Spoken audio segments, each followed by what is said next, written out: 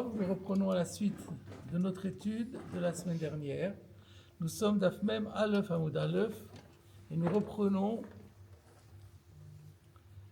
dans la Gemara Verabanan Hay Uvashel Mevushal Mayav Deleu. C'est en face du Tosfot En Mevashlim, en face de la deuxième ligne de ce Tosfot. La Gemara demande, et les Rabbanan, qu'est-ce qu'ils font du verset Uvashel Mevushal? Donc je crois que ça va quand même faire un petit rappel de ce qu'on a vu la semaine dernière. Donc on a vu que dans la Mishnah disait que, on parle du Korban Pessah, la Torah elle a dit qu'on n'a pas le droit de manger le Korban Pessah s'il a été cuit dans de l'eau. Al tochlu mimenu na uvashel mevushal b'mayim. Na, on verra plus tard qu'est-ce que ça veut dire. Enfin, je vous le dis déjà, ça veut dire il est grillé, mais pas entièrement, pas suffisamment, insuffisamment grillé. Ensuite, il est cuit dans l'eau. Alors, on aurait pu croire que c'est seulement la défense de cuire dans l'eau. Mais si c'est cuit dans un autre liquide que l'eau, ça pourrait être permis. La Mishnah nous a dit non, ça interdit aussi les autres liquides. Ah, mais pourtant la Torah, elle dit l'eau. D'où on sort les autres liquides? Là, on a vu la semaine dernière une machloket Tanaïm entre le Tanakama et Rabbi c'est Rabbeinu Akadosh, Rabbi Yehuda Hanassi. Le Tanakama, donc le collège rabbinique, dit que c'est un kalvachomer. Parce que l'eau ne modifie pas, n'altère pas en rien le goût du korban. Et malgré tout, la Torah l'interdit.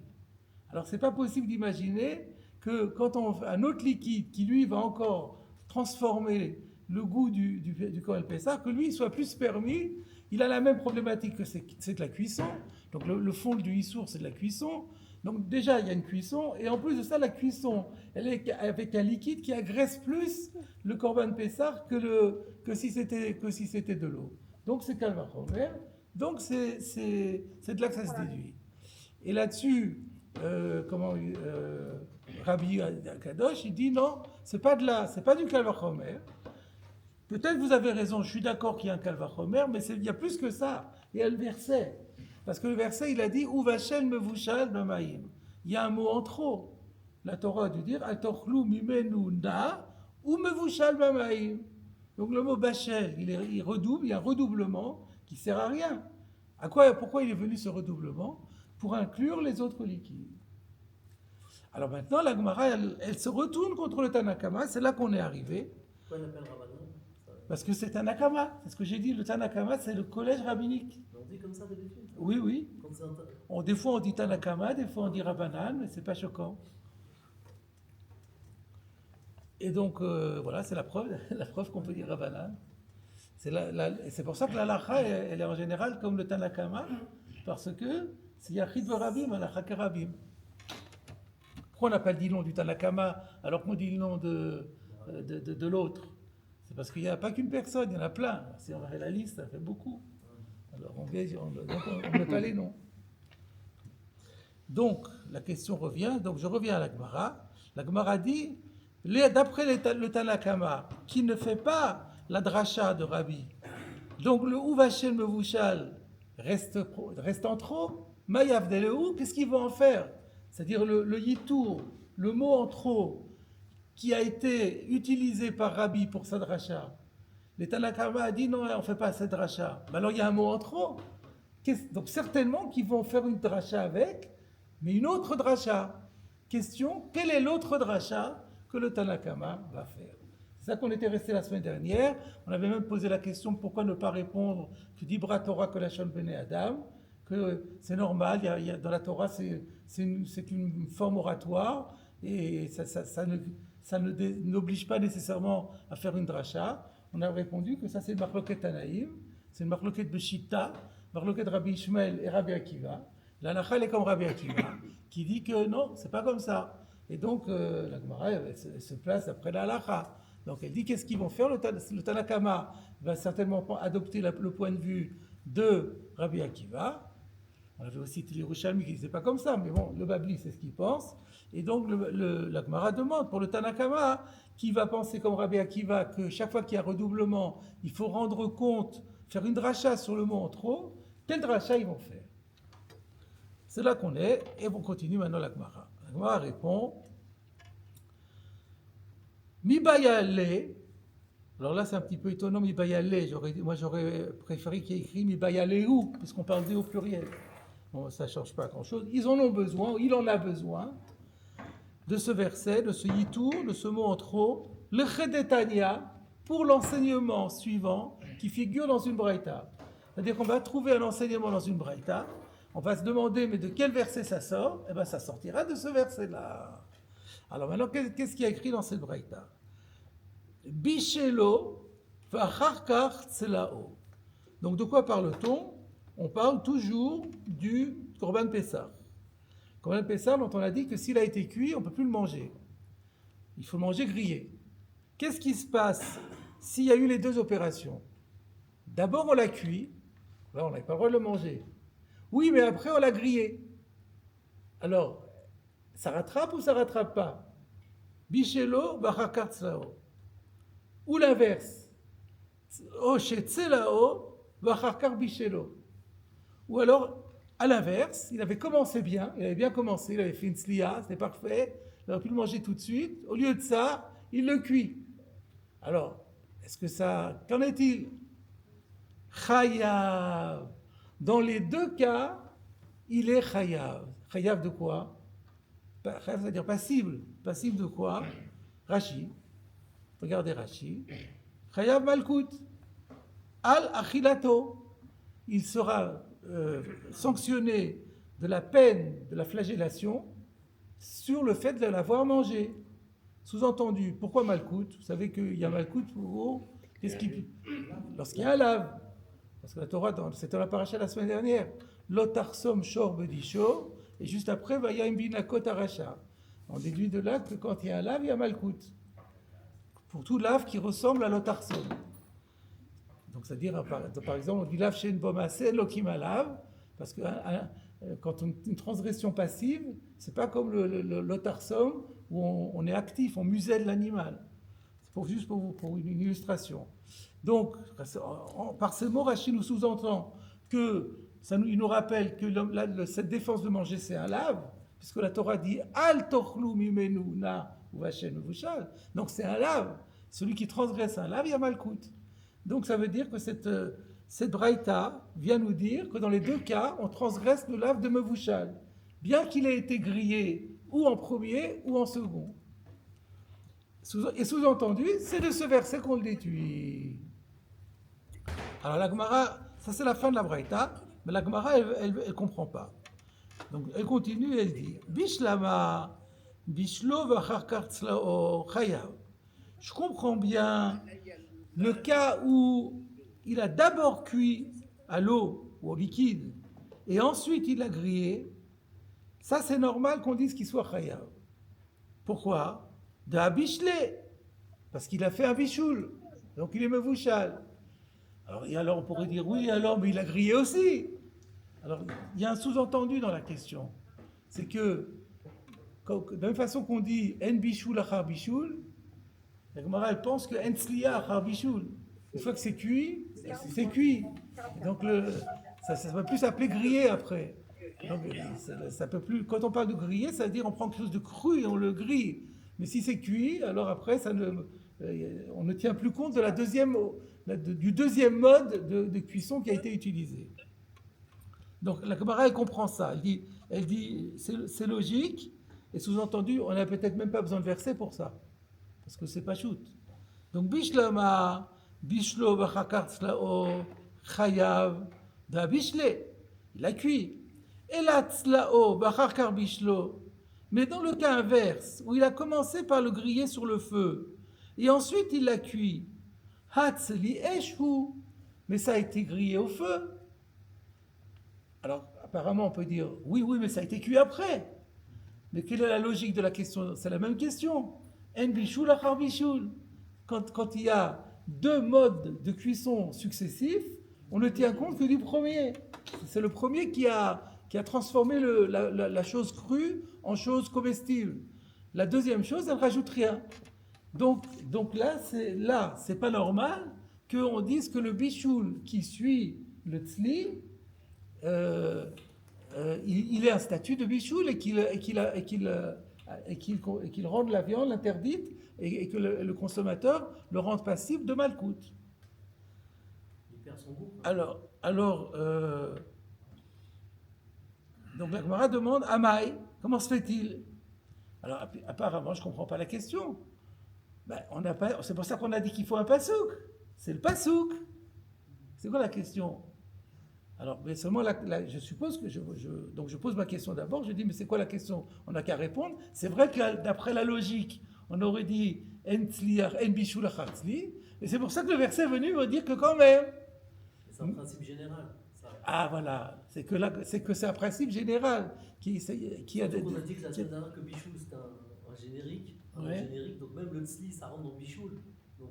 C'est ça, donc quand on dit un bichoul, c'est toute forme de bichoul, qui est en deuxième. C'est quelque chose c'est une règle qui est générale dans toutes les implications thoraïques. Et donc c'est pas possible qu'on dise ça comme ça, parce que si on disait ça comme ça, la loi devrait être changée partout. Elle n'est pas. Voilà a priori quelle est la question de la Gemara. Alors, on ne sait même plus si la réponse qu'on a donnée est bonne, c'est-à-dire on a dit qu'il y a un pasouk pour ce din-là, mais le din on ne le comprend pas. Le premier din n'a même pas besoin de pasouk, et le deuxième din, il aurait besoin d'un pasouk, mais il n'est pas appliqué. Mais en fait, on voit que cette règle n'est pas appliquée. Alors c'est quoi la réponse que tu nous as donnée? Alors on continue la Gemara. Amar Rav Kahana. Rav Kahana vient et il répond Hamani Rabbi Yossi. L'auteur de cette baraita, c'est Rabbi Yossi. Rashi. Alors Rashi va introduire.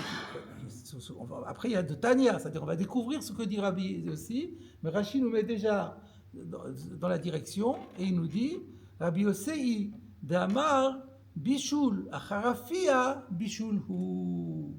On va trouver un cas, cette fois-ci de Bishul, non pas après Tzli, mais après Afia. Alors je rappelle, qu'est-ce que c'est Afia? En fait, ça se rapproche pas mal de Tzli, parce que c'est aussi une cuisson à sec. La seule différence, c'est que donc Afia, c'est pour les pâtes, c'est pour la pâtisserie.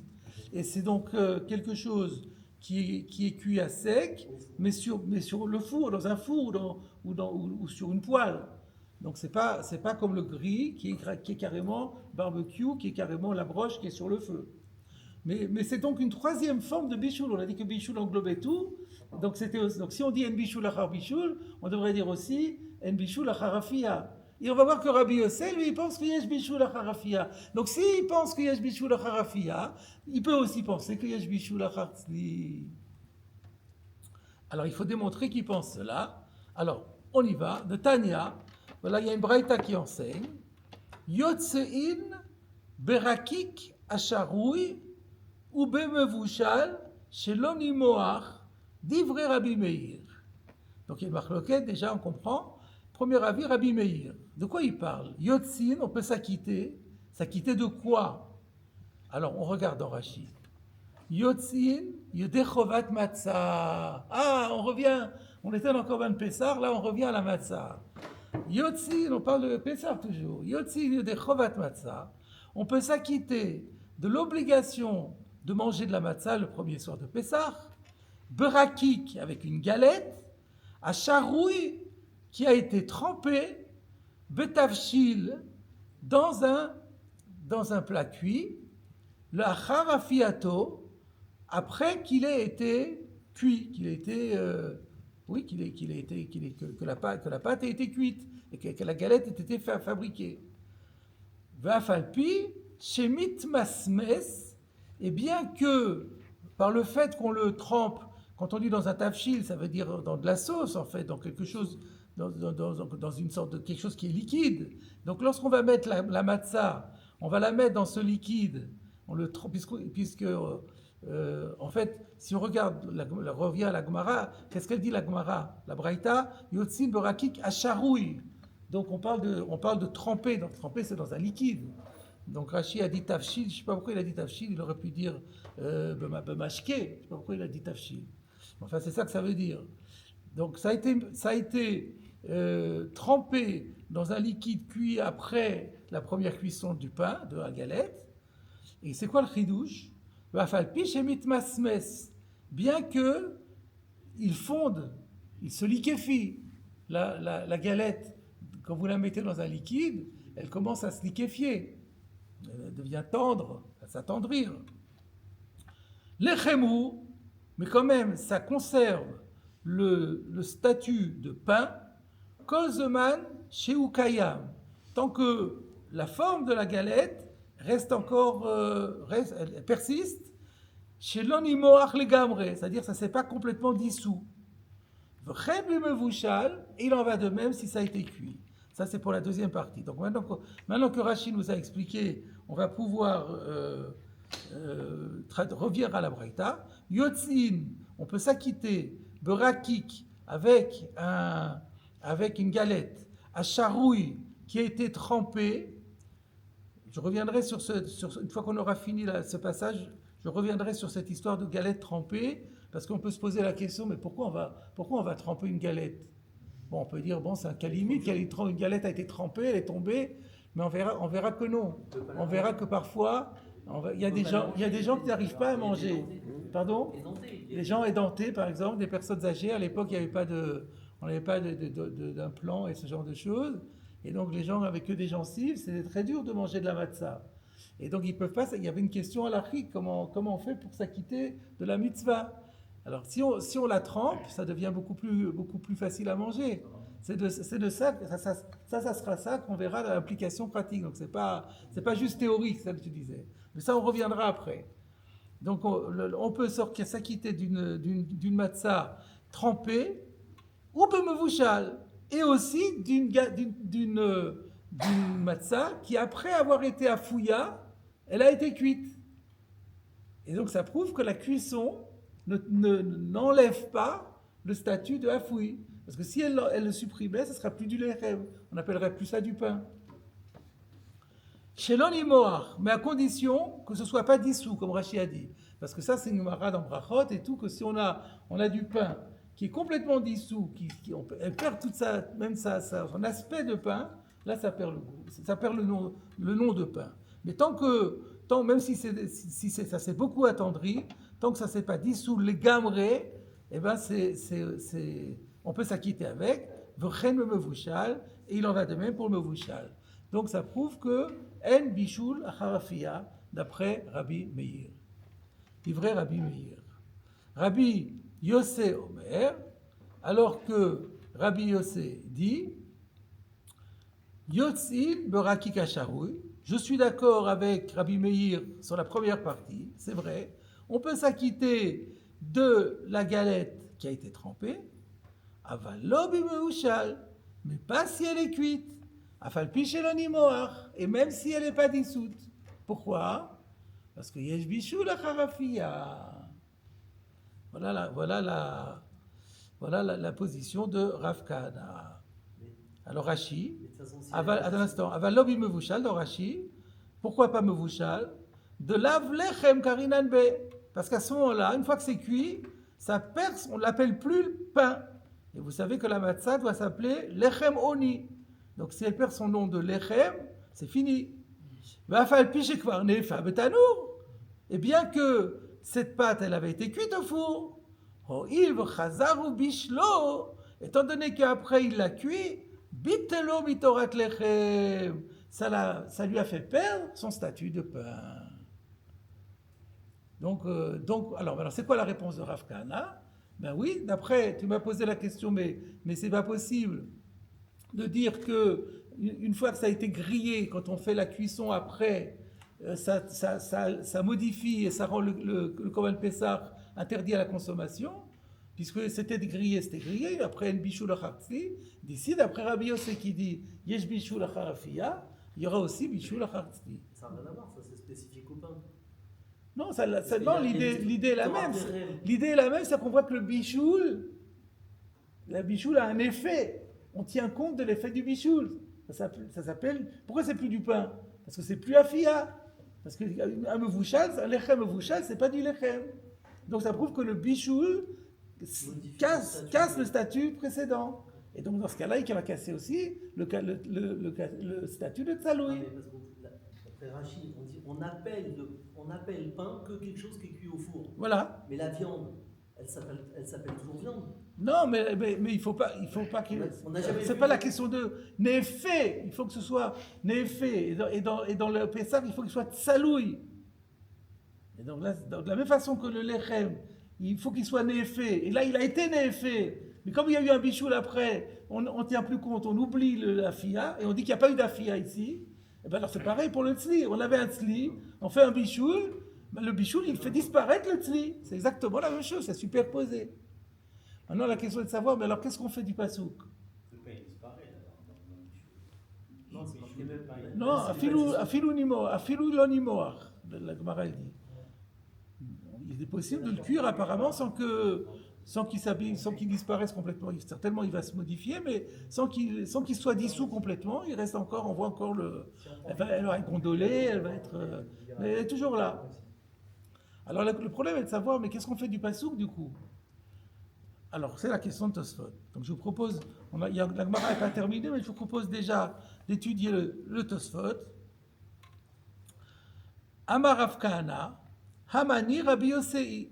Donc Rav Kahana répond en disant, l'auteur de cette braïta qui dit que Yesh Bishul Achar Tzli, c'est Rabbi Yosei qui pense que Yesh Bishul Achar Afia. Taïma, c'est étonnant. De Rav Kahana, de Moukela que Rabbi Yosei. D'après Rav Kahana, qu'on vient de voir, et qui dit que la braïta, qui nous dit que le Korban Pessah qui a été grillé puis cuit, on ne peut pas le manger, c'est parce qu'il pense comme Rabbi Yossé. Dans ce cas-là, les Rabbanan, Haïbachel Mevushal, Mayav Deleu, dans ce cas-là, la question revient. Qu'est-ce qu'on fait du pasouk de Bachel Mevushal? Puisque là, on n'a pas besoin de pasouk, puisqu'il a dit que Yesh Bishul Achar Afia, alors Yesh Bishul Achar Tzli aussi. Donc on n'a plus besoin de pasouk, plus besoin de pasouk. De Tzlao, Vachar Kar Bishlo, Lotzarir Kra. Parce que d'après ce que Rav Kahana nous dit, que c'est Rabbi Yossé qui parle dans cette braïta, donc dans le cas où il a grillé et ensuite il l'a cuit, on n'a pas besoin de verset. De Misvar Ayadinan, on le sait par la logique. De Bishul Mevatel Hatzlia, la logique est que la cuisson, elle va annuler la grillade précédente. Kedéamar Rabbi Yossi Gabe Matzah, puisque c'est exactement le même mécanisme de pensée que ce que disait Rabbi Yossi. Donc Rabbi Yossi, il a cette svara. Donc si c'est une svara, alors c'est la svara qui marche partout. Donc on n'a plus rien gagné avec cette histoire-là. Reprenons. On a demandé le Tanakama qui n'utilise pas le Vachem Vushal pour la dracha de Rabbi. Qu'est-ce qu'il en fait? On a dit il vient pour le din de Bishul Acharfi ou Tzli Achar Bishul. Et maintenant on a dit, mais qui c'est ce madame? C'est Rabbi Yossi. Mais Rabbi Yossi, lui, il a une svara. Alors tout est bisvara, alors on n'a plus besoin de pasouk. Réponse de Tosfot, V'yesh lomar, de Rav Kahana savar, de Rabbi Yossi yalif mivachel mevushal, de bishul mevatel afia. C'est pas Mikor svara. Mikor svara, j'aurais pas dit que bishul mevatel afia. Ni bishul mevatel afia, ni bishul mevatel tzli, j'aurais pas dit ça. Mais justement, c'est ça que Rav Kahana veut nous dire. C'est que Rabbi Yossi, qui nous dit cela, il a déduit ça du pasouk. De ce pasouk qu'il a déduit, dans le cas du Korban Pessah, que la Torah, elle a rajouté Vachel Mevushal pour parler du cas où c'était déjà grillé et ensuite on l'a cuit, et du coup ça devient interdit parce que c'est considéré comme cuit. Et il a extrapolé la même chose pour la matzah. Mais tout ça, c'est grâce à notre pasouk. Alors là, maintenant, on l'a compris. Ça, je voulais faire le Tosfot tout de suite parce que c'est indispensable pour la compréhension de la Gemara elle-même. Donc ça c'est Rav Kahana. Donc on a tout expliqué et donc on a aussi répondu à la question de Vachel Mevushal. Alors il y a un autre auteur dans la Gemara, on revient à la Gemara, Oula Amar, Afilutema Rabbi Meir. Oula dit, moi je suis pas d'accord avec toi. Je pense qu'on peut aussi expliquer que cette braïta qui interdit le bishul achar tzli, il peut être même d'accord avec Rabbi Meir qui permet de s'acquitter de la matzah même lorsqu'il y a eu une cuisson après la grillade. Pourquoi? Shani acha da'amarkra uvashel mevushal mikol makom. Ça veut dire quoi? Ça veut dire qu'on ne peut pas comparer le cas du Korban Pessah avec le cas de matzah afouya qui a été mis de bachela. Pourquoi? Parce qu'il y a dans Korban Pessah, il y a un pasouk. Et le pasouk de Vachem Mevushal, justement. Donc Oula est tout à fait d'accord avec ce qu'on a dit, c'est qu'il faut arriver à ce pasouk. Sans le pasouk, on aurait dit que du moment que ça a été grillé, peu importe que ça a été cuit après. Mais maintenant qu'on a un pasouk en plus, ça vient nous dire que non, c'est pas comme ça.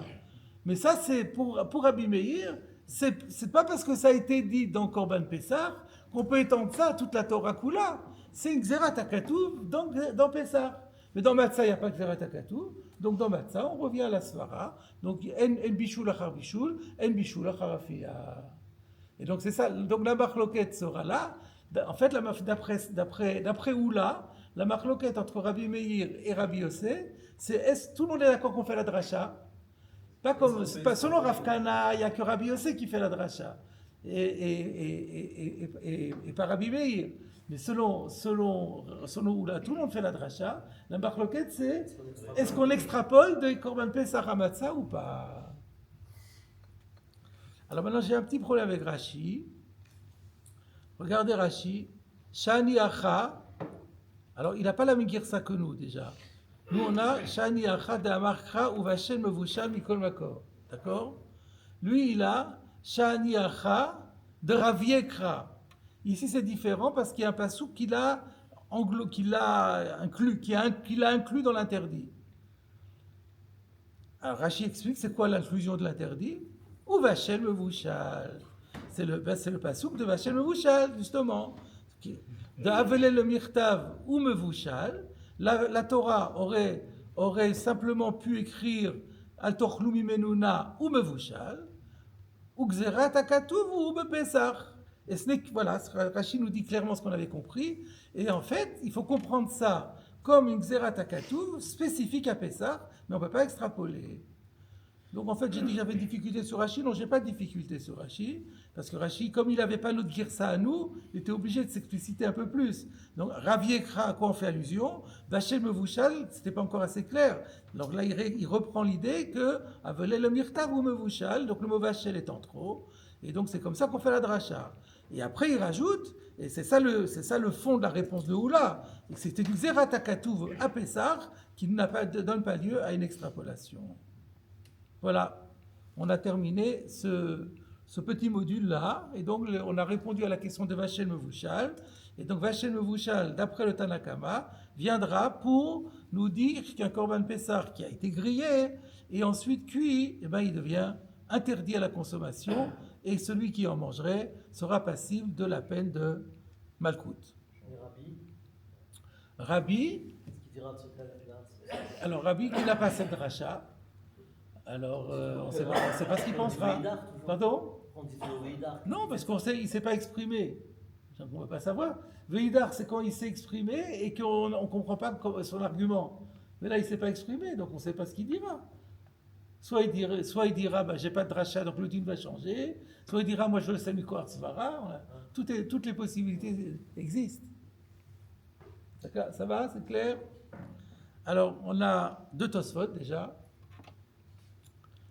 Tosfot, le deuxième Tosfot, Avalo bimevushal. Donc ça se rapporte à qui?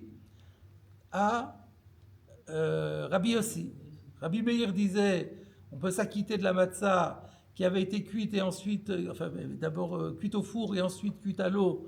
Et donc, on peut s'en acquitter quand même, d'après Rabbi Meir. Et Rabbi Yossi dit, ah non, on ne peut pas. Avalo bemevushal.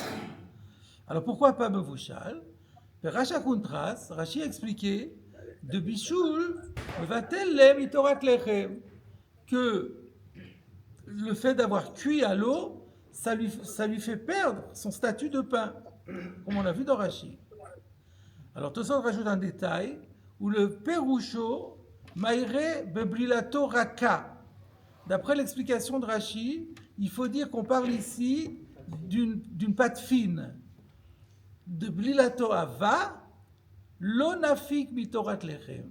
Parce que s'agissant d'une pâte épaisse, alors le fait de la cuire après qu'elle ait été cuite au four ne la ferait pas sortir de son statut de pain que de Perashtilel, que de Perishitleel. C'était un Tosfot précédent. Je ne sais pas si vous en rappelez, il y avait un Tosfot qui rentrait dans les détails de Budilato Raka, Budilato Ava, par rapport aux différentes situations du pain.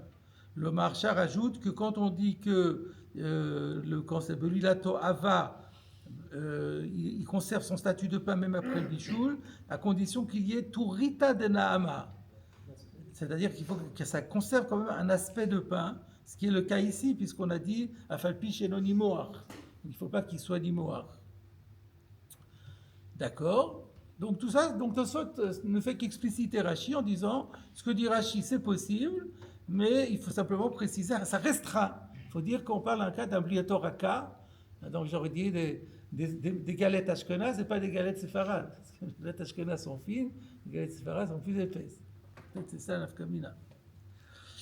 Veri mefaresh de maïre de blilato ava. Alors le riz, il veut pas, lui, il veut que ça puisse marcher dans tous les cas de blila. Alors il dit non, moi je pense que on peut parler même d'un cas où la matzah était une pâte épaisse. Alors pourquoi elle n'est pas soule? Ou psoula, mishum matzah ashira. Alors pas parce que ça perd le statut de l'echem, comme Rashi a dit, parce qu'on a deux conditions pour que ça se quitter de la matzah la soirée de Pessah. L'echem, oni. Alors Rashi, il a dit, c'est le mot lechem qui ne marche pas. Et Tosfot dit non, dans le plateau Ava, le mot lechem marche. Par contre, on ne peut plus parler d'une matzah ashira, aniya, lorsqu'elle a été cuite. À partir du moment où elle a été cuite, ça l'enrichit. Et donc, ça ne peut plus s'appeler un pain pauvre. Ou maïté, et la Gemara apporte la preuve. Alors, comment on fait ici la translation avec le Korban Pessah? De Kiechi, de Savar Rabbi Yossi, de Bishul, Mapikle Mitorat Afia, le Shavia Matzah Ashira. De la même manière qu'on voit que selon Rabbi Yossi, le fait d'avoir cuit, après l'avoir cuit au four, ça lui fait perdre le statut de Afia. Alors, pas dans le sens de lui faire perdre le statut de pain, mais ça modifie le statut d'Afia puisque ça s'appelle Matzah Ashira. Alors que la Afia, la Matzah Afouya, elle est qualifiée de l'Echem Oni. Et là, tout d'un coup, parce qu'on l'a cuite, elle devient Matzah Ashira. Donc ça veut dire qu'on a oublié, on a éliminé le statut précédent qui était lié à la cuisson au four. Donc, Ilou l'onefa, c'est comme si on n'avait jamais cuit au four. Dans ce cas-là, Achanami, Gabe Pessah, eh ben, on fait la même chose à propos du Pessah, à Karmine Bishul Shem Tzliya. De la même façon, le fait de l'avoir cuit en second, ça déracine le nom de grillé qu'il y avait au départ. Donc c'est ça la même façon qu'ici, en cuisant à l'eau, ça fait oublier le fait que ça avait été cuit au four. Ben là aussi, le fait que ça a été cuit à l'eau, ça fait oublier le fait que ça a été grillé sur le feu. Excusez-moi, je n'ai pas compris. Le riz dit qu'on ne peut pas être yotzé. D'après Rabbi Yossi. C'est Rabbi Yossi qui dit ça. Rabbi Yossi. Parce que maintenant l'argument c'est Matzah Ashira.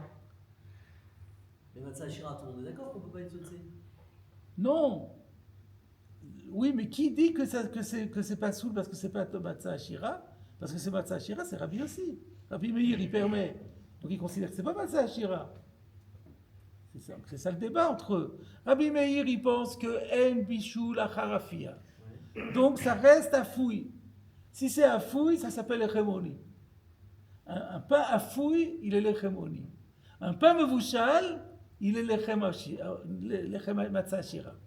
L'echem ashir. Alors le Rabbi Meir, il dit, pour moi ça s'appelle l'echemoni, ça ne bouge pas, on n'enlève plus le statut. Mais Rabbi Yossi, il dit, ah non, le deuxième cuisson, il le modifie. C'est comme si ça n'avait pas été à fouille. Si ça n'avait pas été à fouille, ça ne serait pas du pain. Ça serait du pain, mais ça ne serait pas Ani, ça serait Achir. Ben là aussi, c'est Achir. Voilà la marloquette. Est-ce que c'est Matzah Ashira ou est-ce que c'est pas Matzah Ashira? Et sur quoi ça repose? Est-ce qu'on dit que le bichoul qui vient en second annule l'effet du premier? Rabbi Meir, ça n'existe pas Matzah Ashira. Pardon? Rabbi Meir, ça n'existe pas Matzah Ashira. Pourquoi pas? Si on dit que ça, pour lui, c'est pas Matzah Shira. Eh ben, Et si monsieur- vous cuisez avec, vous mettez de l'huile, du vin, des choses comme ça, là, ça devient matzah ashira. Il y a d'autres formes de matzah ashira. On n'a pas de Mébouchal. Ou mevouchal à l'eau. Là, on est avec de l'eau. Mais si c'était avec un liquide, là, il reconnaîtrait peut-être, parce qu'il y a le liquide. Et, avec du miel, avec des choses comme ça, ben oui, là, ça devient enrichi. Alors si c'est d'eau, pourquoi c'est la Shira? Pardon? D'après Rabbi aussi, pourquoi c'est la Shira? C'est d'eau. Si c'est d'eau, pourquoi c'est la Shira? C'est le bichoul qui donne ce statut de hachir. Déjà, là, le fait que c'est une cuisson, c'est déjà plus du lechémoni. C'est pas Blilato Hava? Pardon? Pourquoi le riz dit, comme dit Blilato Hava? C'est ça qui fait que c'est Ashira. Non!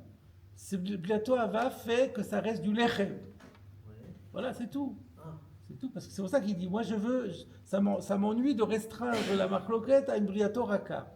Je voudrais que la marloquette entre Rabbi Meir et Rabbi Yossé s'applique même à briato ava. Ben, c'est possible. Qu'est-ce que je gagne avec briato ava? C'est que c'est lechem, c'est lechem. Ils sont tous d'accord que même si on a fait un fouille, puis à bichoul, ça reste du lechem. Pas de débat là-dessus. Mais maintenant la question est de savoir quel lechem ça va s'appeler. Ça s'appelle lechem oni ou lechem ashir? C'est ça la marloquette. Et Rabbi Yossé pense que le bichoul annule, comme il dit, me va-t-elle à fia? Bichoul me va-t-elle à fia?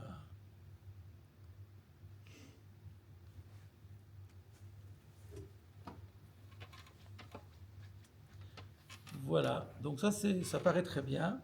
Dans la Sfara, excusez-moi, dans la Sfara, qu'est-ce que ça apporte le fait que.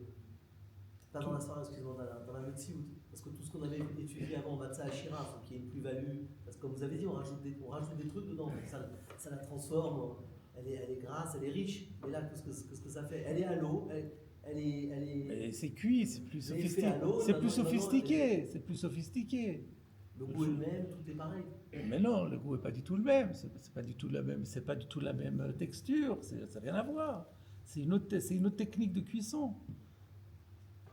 C'est une cuisson pour les riches.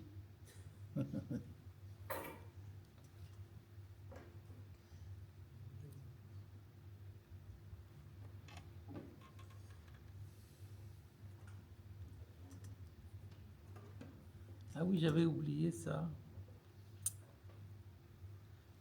Alors, voilà, donc ça va, c'est clair? Donc, je voudrais revenir sur la question du Tosfot précédent. Le Tosfot précédent avait dit, mais alors d'après Rabbi Yossi, puisque c'est Mikwar Sfara, alors finalement, à quoi sert le Passouk? Donc, le Tosfot avait répondu, non, c'est du Passouk qu'on déduit tout. Alors, je voulais vous citer, c'est pas très fondamental, mais le Sfat Emet propose sa propre réponse à la question de Tosfot. Alors, bon, quand on a une réponse dans le Rishonim, il y a un Acharon qui donne sa propre réponse, c'est pas fondamental, mais sur le plan raisonnement, c'est intéressant. Alors, qu'est-ce qu'il propose le Sfat Emet pour répondre à la question de Tosfot? Si on dit que c'est Misvara, alors on n'a plus besoin du Passouk. Alors, il dit que Misvara, effectivement, on dirait que Bichoul, Mevatel, Tzliya et Afia. Et donc, il serait ouvert sur Kim Tzliesh. Mais j'aurais pu penser que, pour autant, ça ne s'appelle pas Mevouchal, puisque ça a été Tzaloui. Et donc, on a besoin du pasouk de Mevachel Mevouchal pour dire que non seulement c'est pas Tzli, mais c'est même Mevouchal. Qu'est-ce qu'elle a dit la Torah? La Torah elle a dit Al tochlu mimenu na uvashem mevouchal babaim ki im tzliesh. Donc on n'a pas le droit de manger cuit, et il faut le manger grillé par le feu. Donc déjà Mikwar Svara, si je dis que Bichoul mevatel tzli, ça s'appelle plus tzliesh. Donc déjà ki im tzliesh, j'ai pas. Et je suis ouvert sur donc dès que c'est pas tzliesh, tu peux pas, c'est pas tzliesh. Donc je suis déjà ouvert sur le ki im tzliesh. Mais j'aurais pu penser, mais pour autant je suis quand même pas ouvert sur le mevouchal, parce que c'est ni l'un ni l'autre. C'est plus vraiment tzliesh parce que ça a été mevouchal, c'est plus vraiment mevouchal parce qu'il a été tzli. Donc j'aurais dit, donc il est ni shkafish ni shkafleish, il est ni ni Mevushal ni Tzli, donc on est ouvert sur Kim Tzliesh, on n'est pas ouvert sur Mevushal. Et le mot Vachel Mevushal, et lui dire non, pire encore, quand on a fait Tzli et Bichoul encore, ça s'appelle Bichoul à part entière et il y aura Malkout sur Bichoul. Voilà ce qu'il propose, c'est intéressant comme réponse. Donc je voulais la signaler aussi. Excusez-moi, qui imtzli esh, c'est un AC. On va en parler dans la suite de la Gemara. C'est un lave, on va le voir dans la suite de la Gemara, c'est un lave. Il y a un AC, je crois qu'on l'avait dit déjà, il y a un AC par ailleurs, parce que la Torah dit Al matzot umrorim yochlu. Non, juste avant le matzot umrorim yochlu, il y a écrit Vachlu oto tzli esh, Vachlu oto tzli esh u matzot, Vachlu tzli esh u matzot. Comment c'est écrit dans le passage, je ne me rappelle plus exactement. Je l'avais noté. Hein, c'était le passage juste avant qui me disait. Voilà, c'est ça. On l'avait cité. Donc, il y a un premier passage. Ça, c'est le AC. Ça, c'est le AC. Et le Kim Sliech, c'est un lave. Parce qu'il y a le Lot Orlou qui va dessus. Qui va dessus. Alors, pour conclure ce Inyan, il y a encore un Tosfot. On arrive au troisième Tosfot de la page. Oula Amar, Afilutema Rabbi Meir. Tu peux même dire que c'est Rabbi Meir. Donc, qu'est-ce qu'il a dit Oula, encore une fois? Il a dit que la Braïta qui dit que Bichoul, après Mevatel Tzli, ça peut aller même d'après Rabbi Meir, qui dit que dans Matzot, le Bichoul n'est pas Mevatel Afia, parce que c'est une Xerat Akatouf dans Pessah, qui n'est pas dans Matzah. Tosfot dit, Acham Edami, Pesach, ou Bichoul, j'ai une correction, Achamedami, Bichoul Pesach, le Bichoul Matzah. Ici, on compare le Bichoul Pesach au Bichoul Matzah. Alors, a priori, on ne comprend pas. On vient de dire le contraire. Rabbi Meir, il vient juste dire non, c'est Xerat Akatou dans Pesach et c'est pas dans Matzah. Qu'est-ce qu'il dit qu'on compare?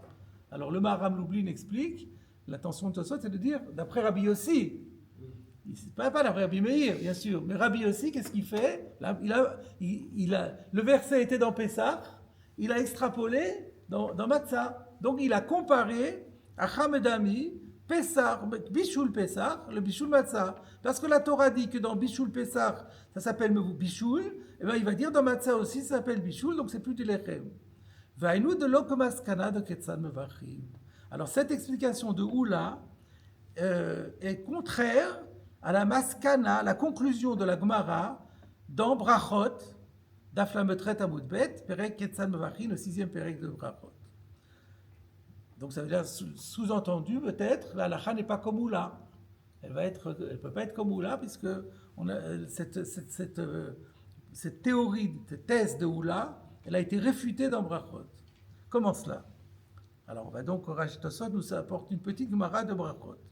De Kaamar, Atam, Oula. Parce que justement là-bas, il y a Oula qui s'exprime.